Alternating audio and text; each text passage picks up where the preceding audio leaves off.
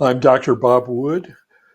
From 1986 until 2010, I was the director of the Seattle King County Public Health HIV/AIDS program and clinical professor of medicine at the University of Washington.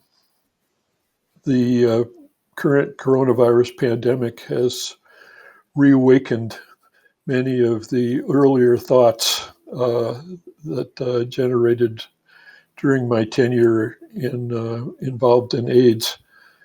These are two different viruses that cause untold suffering and have been transmitted to a huge extent globally. And here are my thoughts on social distancing, treatment, and vaccine, and the differences and similarities with regard to HIV and coronavirus. At least 75% of us in a city like New York, where it's been so heavily hit by the new coronavirus, 75% of us are without antibodies and are still vulnerable. In Seattle, the estimate is more like 95% of people are still susceptible to coronavirus because we haven't yet been infected with this virus. And that's why social distancing is still so important. Actually, I don't like that term, social distancing. I think the term ought to be physical distancing, because right now you and I are having a social meeting, and I think it's also very important for people who are physically distancing themselves from others to continue to be socially in touch with other people, because I'm living in my house all by myself with a cat that, thank God, I have, because I get a little bit of affection from her.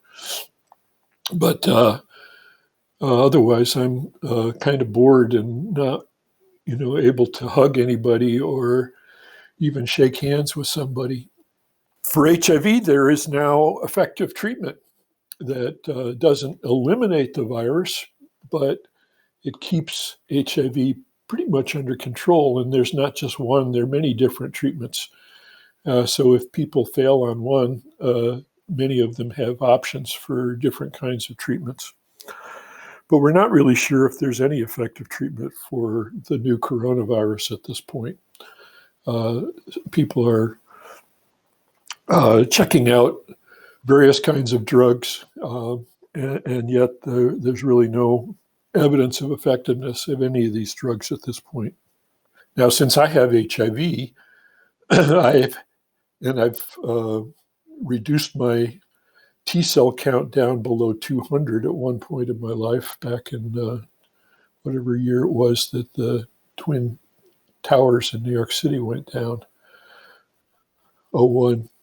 My T cells dropped below 200, so I developed immunologic AIDS, and I've been on treatment since that time, so my viral load is undetectable, and my T cells are back up to normal levels.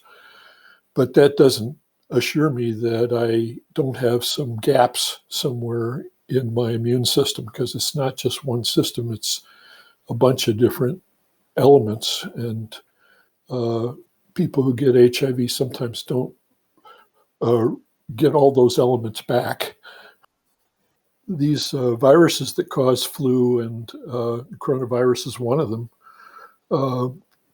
do require constant changes sort of in the vaccines so that they're up to date with what's going on. Now, as I just said a little while ago, maybe 25% of the people in New York City have been exposed to this virus and have some antibodies.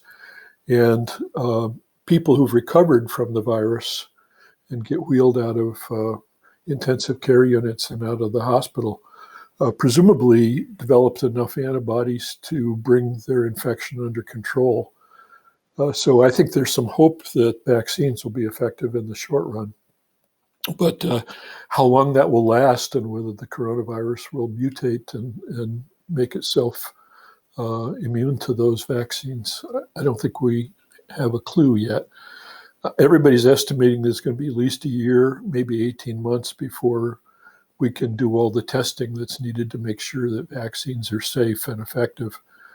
But again, they may only be effective for a short time because the coronavirus might mutate and change.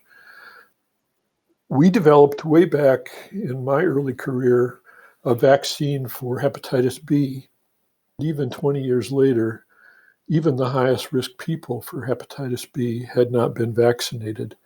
And probably 10 or 15 years ago, we did a survey of gay men who are at high risk for hepatitis B and discovered that only 50% of them in Seattle had been vaccinated.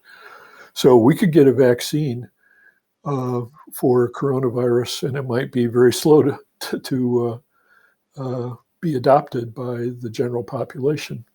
Danger disease that requires people to get health care and to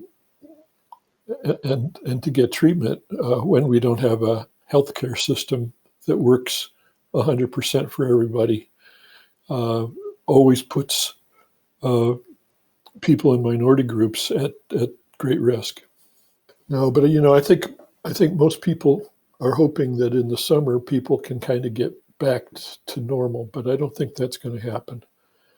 At least not for me. I'm going to have to be isolated for a long time because until we get a very high proportion of our population protected, that virus, new coronavirus, is going to place particularly us older folks at great risk.